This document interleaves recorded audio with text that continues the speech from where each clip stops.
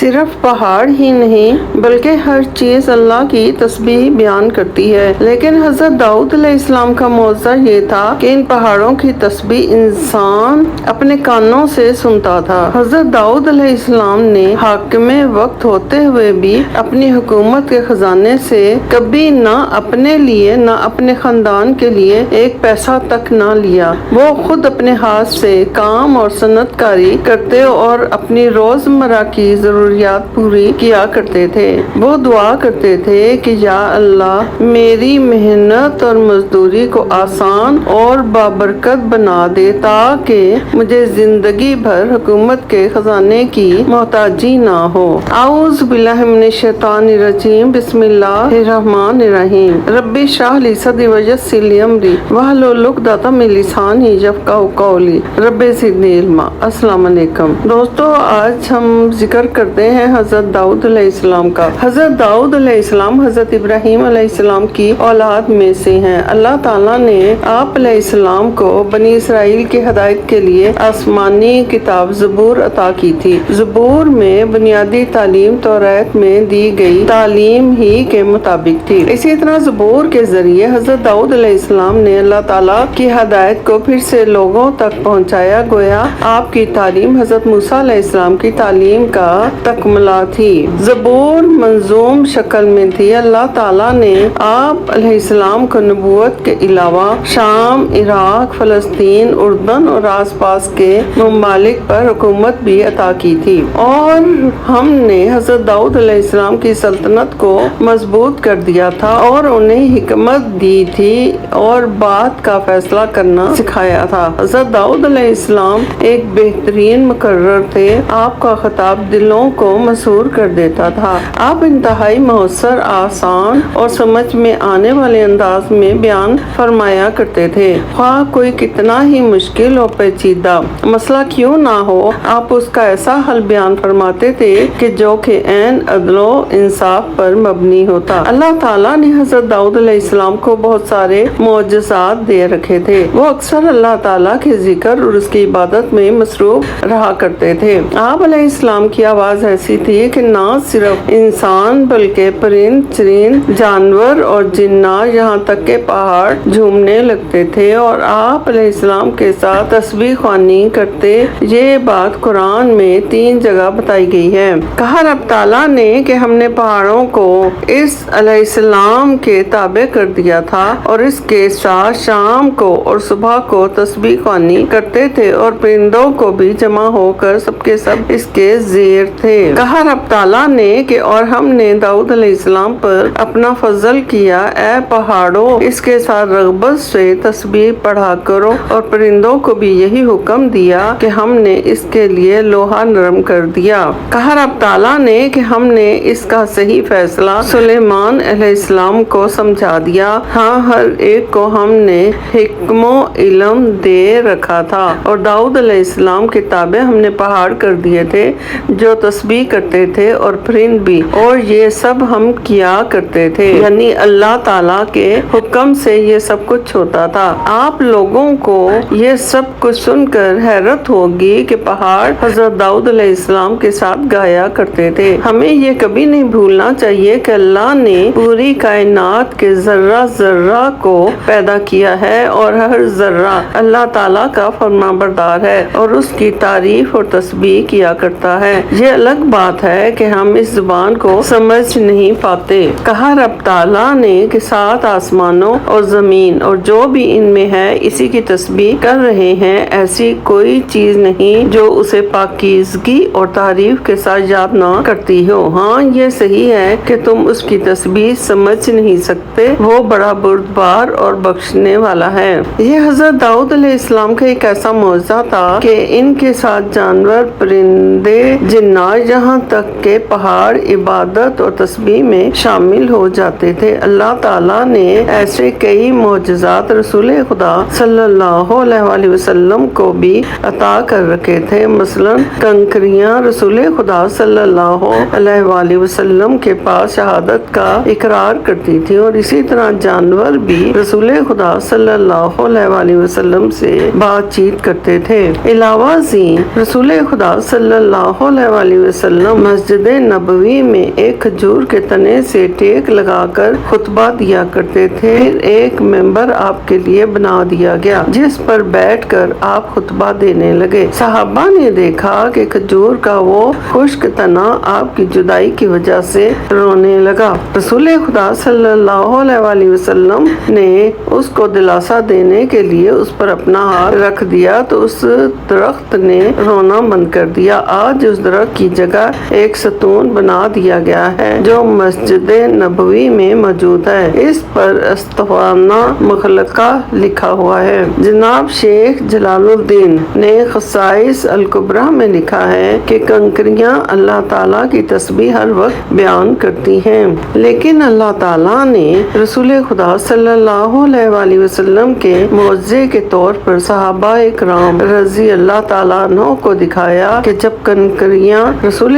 खुदा सल्लल्लाहु अलैहि वसल्लम की हथेली में होती तो सहाबा इकराम रिजवान अल्लाह इन कंकरियों का तस्बीह बयान करना अपने कानों से सुन सकते थे। हजरत अब्दुल्ला बिन मसूद कहते हैं कि हम खाना अक्सर आप सल्लल्लाहु अलैहि वसल्लम के साथ खाया करते थे और हमने बारहा खाने को अल्लाह ताला की तस्बीह करते हुए सुना था। हजरत जाबर बिन समरा रजी अल्लाह ताला अन्हो रवायत करते हैं कि रसूल खुदा सल्लल्लाहु अलैहि वसल्लम ने कहा कि मक्का में एक पत्थर था जो मेरे नबी बनने से पहले भी मुझे सलाम किया करता था। मेरे नबी होने के बाद भी उसका यही मामूल था। उसे आज भी मैं जानता हूँ। हजरत अबू सईद खदरी रवायत फरमाते हैं कि रसूल खुदा सल्लल्लाहु अलैहि वसल्लम ने फरमाया कि जिन दरख्त और पत्थर अजान सुनते हैं और वो क़यामत के दिन मौज़न के बुलाने की शहादत देंगे।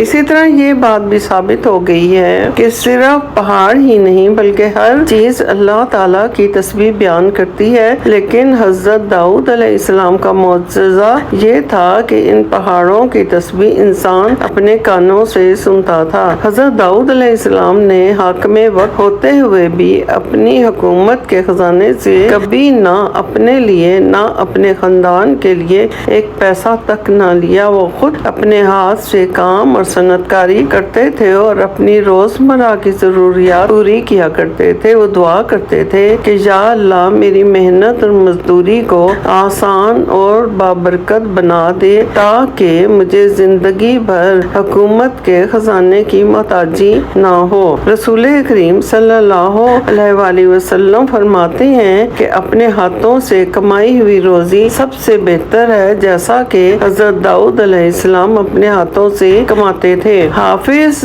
इब्ने हजर अल अस्कलानी फरमाते हैं कि खलीफा वक्त के लिए जायज है कि वह अपनी बुनियादी जरूरतों के लिए इस्लामी बैतुल माल से रकम ले सकता है, लेकिन इसके लिए बेहतर ये है कि वो इसके अलावा अपने हाथ से कमाने की कोशिश करे, जैसा कि बहुत से सहाबा ने अपनी मौत से पहले हुकूमत से लिए हुए तमाम पैसों को वापस कर दिया था जो उन्होंने वजीफे के तौर पर लिए थे। अल्लाह ताला ने हजरत दाऊद अलैहिस्सलाम की दुआ कबूल फरमाई और उनके लिए रोजी कमाना आसान बना दिया था। मिसाल के तौर पर अल्लाह ताला ने उनके लिए लोहे को नरम बना दिया था। कहा रब ताला ने कि और हमने उनके लिए लोहे को नरम कर दिया था। इसी तरह कहा रब ताला ने कि हमने उसे तुम्हारे लिए लिबास बनाने की कारीगरी सिखाई ताकि लड़ाई के ज़रर से तुम्हारा बचाव हो जाए और तुम हमारा शुक्र अदा करने वाले हो। हजरत सैयद महमूद अलवसी ने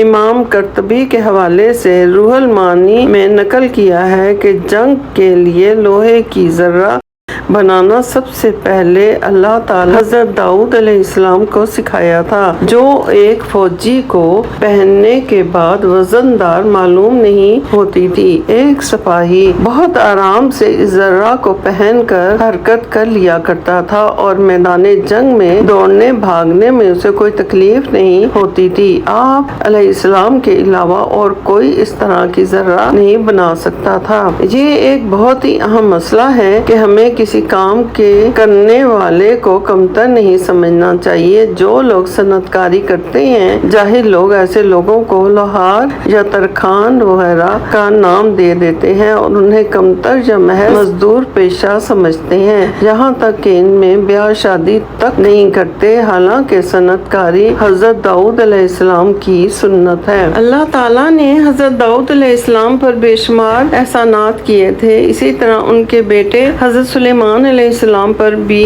وہ دونوں اللہ تعالیٰ کی ان تمام عطاؤں کی بنا پر مزید شکر گزار بندے بن گئے تھے۔ ان کے شکریہ کا ذکر اللہ تعالیٰ نے کچھ یوں کیا ہے، جو کچھ سلیمان علیہ السلام چاہتے وہ جنات تیار کر دیتے تھے، مثلاً قلعے اور مجسمے اور حوضوں کے برابر لگن اور چولہوں پر جمی ہوئی مضبوط دیگیں۔ اے آل داؤد، اس کے شکریہ میں نیک عمل کرو، میرے بندوں میں سے شکر گزار بندے کم ہی ہوتے ہیں۔ علامہ ابن کثیر نے نقل کیا ہے کہ حضرت داؤد علیہ السلام اور حضرت سلیمان علیہ السلام کا معمول ایسا تھا کہ دن رات گھر کا کوئی نہ کوئی فرد اللہ تعالیٰ کے ذکر میں مشغول رہتا تھا تاکہ اللہ تعالیٰ کا بجا طور پر شکر ادا کر سکے۔ رسول خدا صلی اللہ علیہ وآلہ وسلم کہتے ہیں کہ اللہ تعالیٰ حضرت داؤد علیہ السلام کی دعا کو بہت پسند کیا کرتا تھا۔ حضرت داؤد علیہ السلام رات کے پہلے نصف حصے میں سوتے تھے، پھر رات کے ایک تہائی حصے میں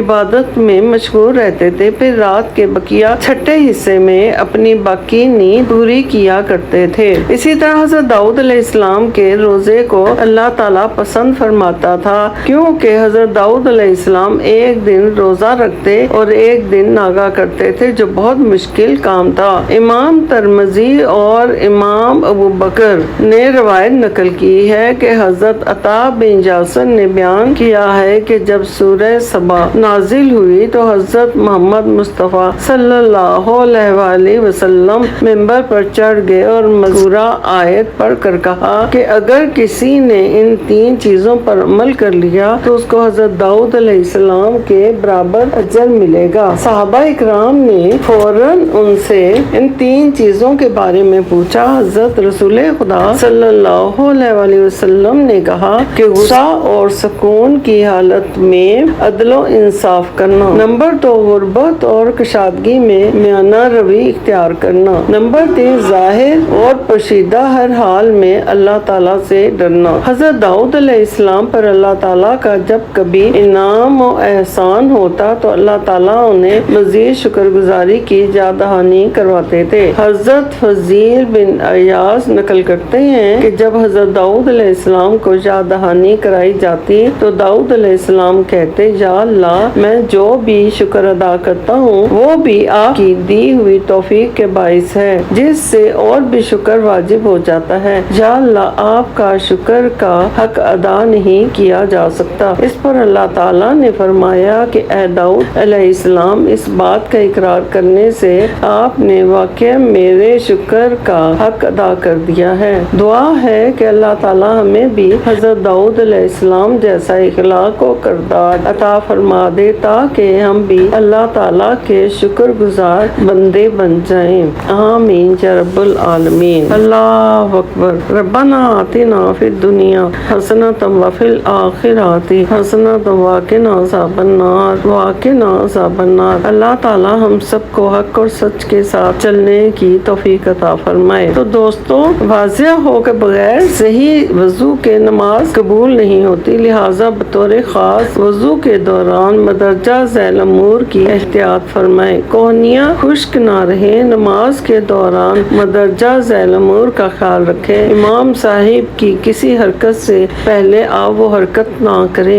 رکوع کے بعد بالکل سیدھے کھڑے ہوں، 2 سجدوں کے درمیان ٹھیک طرح سے بیٹھیں۔ سجدے کے دوران پاؤں زمین پر جمے رہیں۔ سجدے کے دوران ناک کو بھی زمین سے لگائے رکھیں۔ سجدے کے دوران کوہنیاں زمین سے بلند رکھیں۔ دوڑ کر جماعت میں شامل نہ ہوں بلکہ طبیعی چال سے چل کر شامل ہوں۔ ٹخنے خشک نہ رہیں۔ لاکھوں درود و سلام ہمارے آقا و مولا حبیب خدا سید الانبیاء خاتم النبیین شفیع المسلمین رحمت للعالمین سرور کائنات حضرت محمد مصطفیٰ صلی اللہ علیہ وآلہ وسلم اور آپ صلی اللہ علیہ وآلہ وسلم کی تمام آل پر، تمام انبیاء، تمام فرشتوں، تمام اولیاء، تمام اماموں اور تمام بزرگان دین پر، اور حضرت داؤد علیہ السلام، حضرت موسیٰ علیہ السلام، حضرت ہارون علیہ السلام، حضرت سلیمان علیہ السلام پر۔ اللہ تعالی ہم سب کو حق و سچ کے ساتھ چلنے کی توفیق عطا فرمائے۔ ربنا آتینا فی الدنیا حسنۃ وفی الآخرۃ حسنۃ وقنا عذاب النار۔